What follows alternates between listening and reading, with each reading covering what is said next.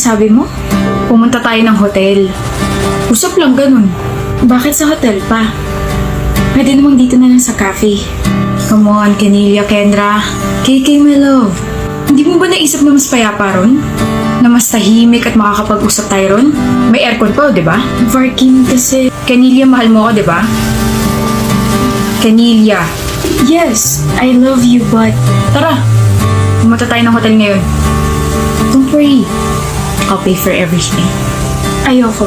Canelia, don't make me lose my temper here. You don't want me to get mad, right? Kaya tara na. I promise you, everything will be worth it. Bakit ka tumigil? Varkin, ayoko. Ayaw mo? Bakit? Nag-aaral pa tayo eh. Ano naman? Hindi pa ako ready. Hindi ka pa ready pero ready ka makipaglandi at tawanan sa ibang lalaki?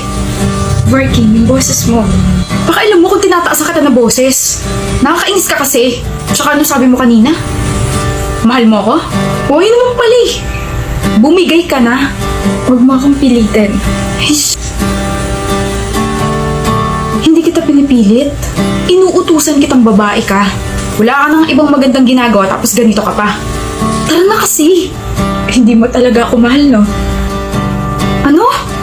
Huwag mo akong dramahan, Canelia. Hindi mo talaga ako mahal, Varkin. May gusto ka lang makuha sa akin. Pagkatapos nun, itatapon mo na lang ako na parang basura. Paano mo nalaman?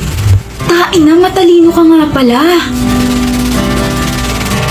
Bakit? Wala lang. Trip-trip lang namin magkakaibigan.